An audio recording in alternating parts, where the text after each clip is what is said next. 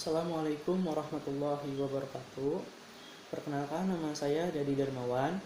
Saya mahasiswa Universitas Singapura Bangsa Karawang, Fakultas Keguruan Ilmu Pendidikan, Prodi Pendidikan Jasmani, Kesehatan, dan Rekreasi, kelas PJKR 4C, dengan nomor NPM 1810 6310 70 037.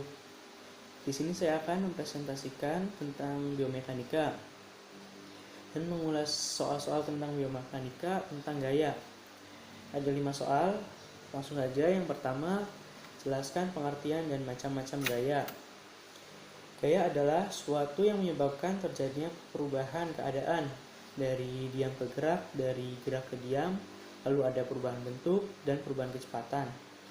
Dan macam-macam gaya, yang pertama ada gaya berat atau gaya gravitasi, yang kedua ada gaya tahanan, tiga ada gaya gesekan, lalu yang keempat ada gaya kontraksi otot atau tekanan.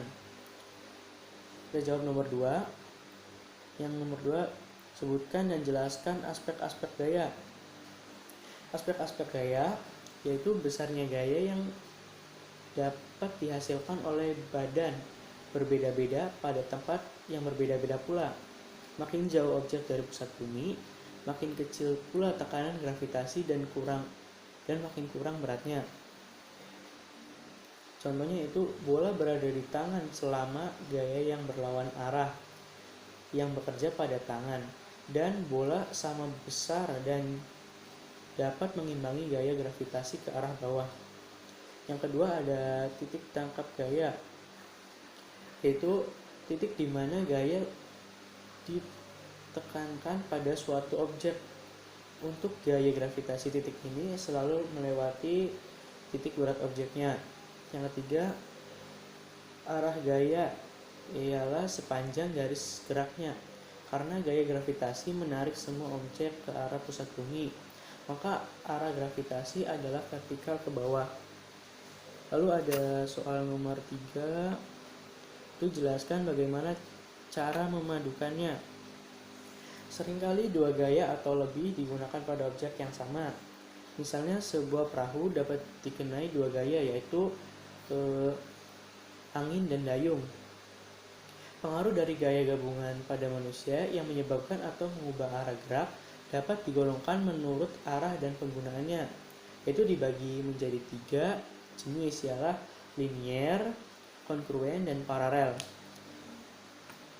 Gaya linier yaitu gaya-gaya yang bekerja dalam arah yang sama pada garis gerak yang sama pula, disebut juga gaya linier itu. Contohnya, jika dorongan horizontal diberikan kepada sebuah parabot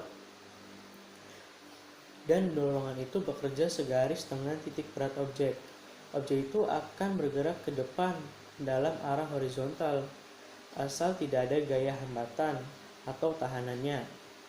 Yang kedua ada gaya kongruen, gaya-gaya yang bekerja pada suatu titik tetapi pada sudut-sudut yang berbeda. Contohnya, beberapa pemain football itu mendorong pemain lawan dalam melakukan blocking. Dan ketiga ada gaya paralel, di mana gaya tidak dapat pada satu garis gerak, melainkan paralel atau sejajar satu sama lain, yaitu bekerja pada titik yang berbeda. Contohnya, pada waktu tangan membawa beban pada posisi fleksibel lengan bawah sehingga sudut tarikan otot, yaitu tarikan otot biceps 90 derajat. Kita ke soal nomor 4. Jelaskan bagaimana menguraikan gaya. Di atas telah dijelaskan tentang memadukan dua gaya atau lebih menjadi satu gaya yang merupakan resultan dari gaya-gaya tadi. Sebaiknya sebuah gaya dapat diuraikan atau dipecah menjadi dua buah komponen. Kedua komponen ini harus sedemikian besar dan sedemikian arahnya pula, sehingga membentuk sebuah jajaran genjang. Contohnya itu Rx sama dengan R cos A atau RY sama dengan R sin A. Nomor 5 ya. Nomor 5, sebutkan peranan gaya sentrifugal dalam cabang olahraga. Biasanya seringkali kita jumpai pada olahraga balap sepeda, yaitu penerapan gaya sentrifugal. Biasanya penerapan gaya sentrifugal ini dapat kita lihat pada pembalap sepeda berada di tikungan, yaitu dimana ketika mereka berada di tikungan, mereka akan mencondongkan sepeda mereka ke bawah atau ke arah pusat putaran.